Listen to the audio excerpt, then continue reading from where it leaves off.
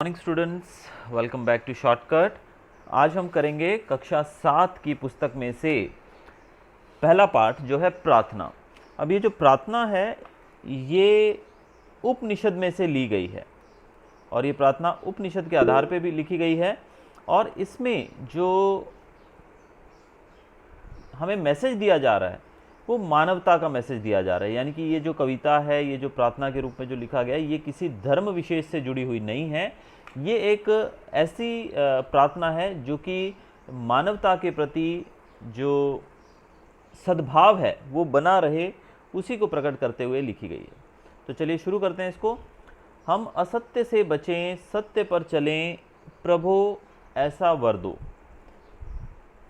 तो कहा गया है कि भगवान से प्रार्थना की गई है कि हम असत्य से बचें। तो मानव यानी कि हम लोग जो हैं, हम असत्य से बचें। असत्य मतलब झूठ, यानी कि हम सब कौन से रास्ते पे चलें?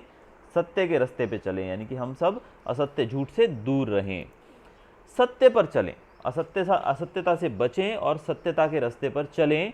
भगवान से ऐसा वरदान मांगा गया है कि यानी कि भगवान से कहा गया है कि उनसे प्रार्थना की गई है कि मानवों को, मनुष्यों को ऐसा वरदान दो कि सब मनुष्य जो हैं वो सत्य के रास्ते पर चलें। अंधकार से हमें उभारो, ज्योतिर्मय मानस कर दो। आगे प्रार्थना की गई है कि हमें अंधकार से उबारो।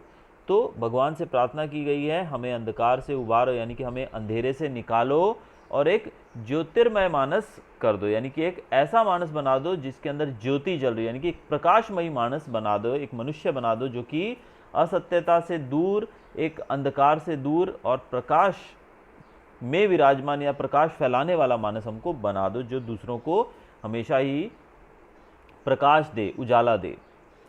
विजय मृत्यु पर प्राप्त हमें हो, देव अमरता का वरदान दो। सत्य मार्ग पर चलकर पाएं, अमर ज्योति का नया विहान। आगे कहा गया है, भगवान से प्रार्थना की गई है कि हमें विजय मृत्यु पर प्राप्त हमें, यानी कि हम मृत्यु, जीवन मरण के चक्र से बाहर आ जाएं, हमें मृत्यु पर भी विजय मिल जाए, यानी कि हमें डर ना लगे मरने से भी, यानी कि मरने से जो जीवन और मृत्यु का जो चक्र है उससे हम बाहर आ जाएं, उससे हम उबर जाएं और हमें अमरता का वरदान दो कि हमेशा के लिए हम अमर हो जाएं और हम हमेशा सत्य के मार्ग पर ही चलकर अमर ज्योति की तरह, यानी कि जो व्यक्ति सत्य के मार्ग पर चलता है वो हमेशा ही अमर रहता है, अमर ज्योति की तरह। तो यही प्रार्थना की गई है भगवान के आगे कि हमें जीवन मृत्यु के चक्र से उबारो और हमें अमरता का वरदान दो और सत्य के मार्ग पर चलकर हम एक नई ज्योति का प्रकाश करें। शांति और सुख मिले सभी को, सबका जीवन मंगलमय हो, नहीं दुखी कोई भी जन हो, नहीं किसी को कोई भय हो। आगे भगवान से प्रार्थना की गई है कि इस धरती पर रहने वाले प्रत्येक मानव को, प्रत्येक मनुष्य को सुख और शांति प्राप्त हो, यानी कि यहाँ पर रहने वाला हर एक व्यक्ति जो है वो सुख और शांति से भरपूर हो और उन सबको जीवन जो है वो मंगलमयी हो, उनका जीवन बहुत ही आनंदपूर्वक, आनंदमयी जीवन हर एक व्यक्ति यहाँ पर जिए।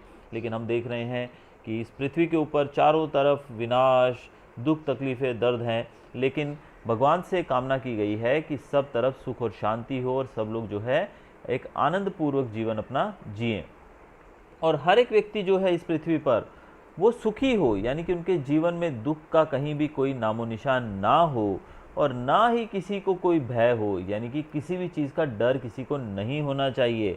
हर एक व्यक्ति जो है वो सुख सुविधाओं से एकदम परिपूर्ण हो और जीवन जो है वो मंगलमयी हो, किसी भी प्रकार का दुख किसी भी व्यक्ति को ना हो और किसी भी तरह का भय, डर, जो कि वातावरण आजकल हम देखते हैं कि युद्ध, अभी जैसे कि कोरोना वायरस की बीमारी का डर, तो इस तरीके से जो बीमारियां हैं, जो डर है किसी भी चीज़ का भले वो मनुष्यों में ना हो, यही कामना ऊपर वाले से की गई है।